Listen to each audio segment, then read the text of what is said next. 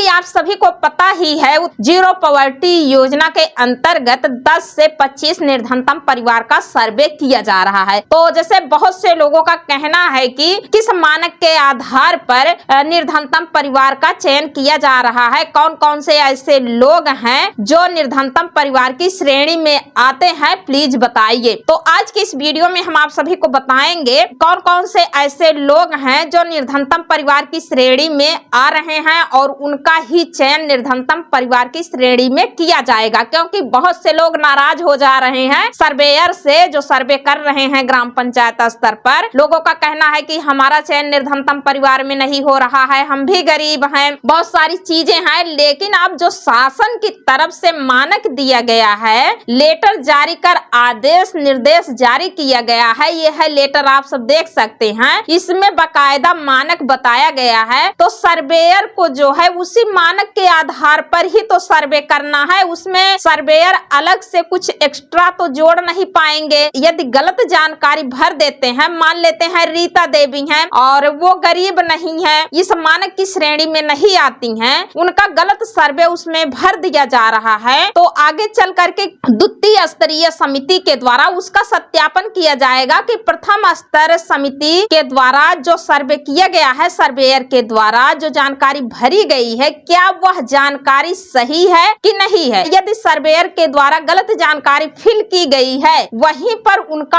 आवेदन निरस्त हो जाएगा, तो वो निर्धनतम परिवार की श्रेणी में नहीं आ पाएंगी। तो मानक के आधार पर ही निर्धनतम परिवार का सर्वे किया जा रहा है। तो मानक जानना बहुत ही जरूरी है। जब आप सबको निर्धनतम परिवार मानक पता रहेगा, किस मानक के आधार पर निर्धनतम परिवार का सर्वे करना है, तो ही आप सर्वे कर पाएंगे। यदि आप उस मानक के श्रेणी में आते हैं तो आप अपना नाम स्वयं निर्धनतम परिवार में जुड़वा सकते हैं। ठीक है, तो चलिए वीडियो में हम आप सभी को निर्धनतम परिवार मानक क्या है इसके बारे में संपूर्ण जानकारी बताते हैं। तो आज की यह वीडियो आप सभी के लिए बहुत ही यूजफुल होने वाली है। वीडियो को फुल वॉच करिएगा। यह है लेटर, आप सब देख सकते हैं। तो इसमें 4 प्रकार के मानक दिए गए हैं। आपको इन चारों मानक को आधार मानते हुए निर्धनतम परिवार का सर्वे करना है। आप प्रथम स्तर पर मॉपअप मोबाइल ऐप पर निर्धनतम परिवार का चिन्हीकरण, निर्धनतम परिवारों के चयन में निम्नलिखित 4 मानकों को आधार माना जा सकता है और इस 4 मानक के आधार पर ही आपको सर्वे करना है। और यह सर्वे का कार्य जो है ऑनलाइन तरीके से ही किया जाएगा, मॉपअप मोबाइल ऐप के माध्यम से। ठीक है, तो इसमें पहला पॉइंट है गृहहीन कच्चा मकान। व्यक्ति गृहहीन होना चाहिए। यदि उसके पास जो है घर नहीं है, घास फूस का घर है, झोपड़ी है और मकान कच्चा है,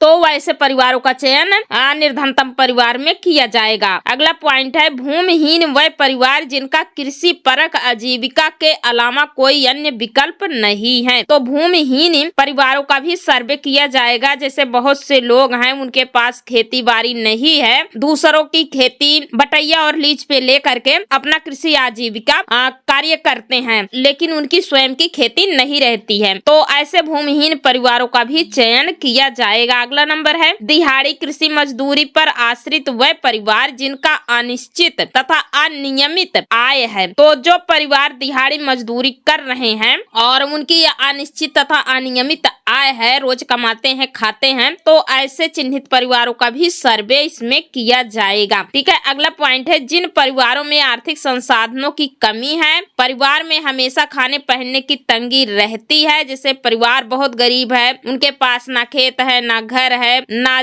जमीन है, कुछ भी नहीं है और उनके पास किसी भी प्रकार के संसाधन नहीं है और बहुत बेचारे गरीब हैं, पुअर हैं और खाने पहनने की काफी दिक्कत है, भीख मांग के खा रहे हैं, बेसहारा हैं, तो ऐसे परिवारों का सर्वे निर्धनतम परिवार में किया जाएगा। तो निर्धनतम परिवार हेतु शासन की तरफ से ये 4 मानक बताया गया है। तो सर्वेयर को इस 4 मानक को आधार मानते हुए ही सर्वे करना है। यदि सर्वेयर केवल एक ही मानक को आधार मानते हुए सर्वे करता है तो वह सर्वे मान्य नहीं होगा, क्योंकि आप एक मानक को आधार मानकर सर्वे नहीं कर सकते हैं। आपको इन चारों मानकों को आधार मानकर ही सर्वे करना है। जो व्यक्ति इन 4 मानक की श्रेणी में आएगा उन्हीं का चयन निर्धनतम परिवार में किया जाएगा। और इसकी जानकारी होना आप सभी ग्रामीणों को अति आवश्यक है। तो वीडियो के माध्यम से यह जानकारी हम आप सभी को बता रहे हैं। जब आपको इसकी जानकारी हो जाएगी तो आप भी अपना नाम निर्धनतम परिवार में सर्वे के समय जुड़वा सकेंगे। अब जान लीजिए यह सर्वे का कार्य किसके द्वारा किया जाएगा। तो देखिए शासन की तरफ से ग्राम पंचायत स्तर पर एनुमरेटर का चयन किया गया है। तो एनुमरेटर के पद पे देखिए पहले स्थान पे पंचायत सहायक को रखा गया है, द्वितीय स्थान पर रोजगार सेवक और तृतीय स्थान पर आजीविका मिशन द्वारा संबंध किए गए समूह सखी तथा अन्य सामुदायिक कैडर और 4 नंबर पे है बीसी सखी। तो इन्हीं के द्वारा जो है ग्राम पंचायत स्तर पर कम से कम 10 अधिक से अधिक 25 निर्धनतम परिवार का सर्वे किया जाएगा। ग्राम स्तरीय कर्मचारी कैडर एनुमरेटर के द्वारा मापअप मोबाइल पर परिवारों का चिन्हीकरण स्थलीय विजिट के माध्यम से तथा परिवार के मुखिया की उपस्थिति में किया जाना है। तो देखिए ये सर्वे आप घर बैठे नहीं कर सकते हैं। आप जिस व्यक्ति का सर्वे कर रहे हैं उनके घर पर आपको जाना होगा, उनकी मौजूदा स्थिति को देखते हुए मुखिया से वार्तालाप करते हुए सारा डाटा ऑनलाइन मॉपअप मोबाइल के माध्यम से फिल करना है और उनकी फोटो भी अपलोड करनी है। ठीक है, तो ये जो निर्धनतम परिवार का सर्वे जो है एनुमरेटर के द्वारा किया जाएगा, यदि उनके द्वारा कोई गलत जानकारी फिल की जाती है तो उसकी जवाबदेही जो है शामिल अधिकारी कर्मचारी और पंचायत सहायक एनुमरेटर जो है उसकी जवाबदेही होंगे। ठीक है, तो निर्धनतम परिवार का सर्वे इसी मानक के आधार पर किया जाएगा। तो आशा करते हैं कि आज के इस वीडियो से आप सभी के समझ में आ गया होगा कि जीरो पॉवर्टी योजना के अंतर्गत मानक क्या है। ठीक है, तो आज की यह वीडियो आप सभी को पसंद आई हो तो वीडियो को लाइक शेयर चैनल को सब्सक्राइब कर लीजिए ताकि इस प्रकार की नई से नई अपडेट आप सभी को बराबर अपने इस चैनल के माध्यम से मिलती रहे। तो आज के वीडियो में बस इतना ही, मिलते हैं अगले वीडियो में एक और नई जानकारी के साथ। तब तक के लिए धन्यवाद।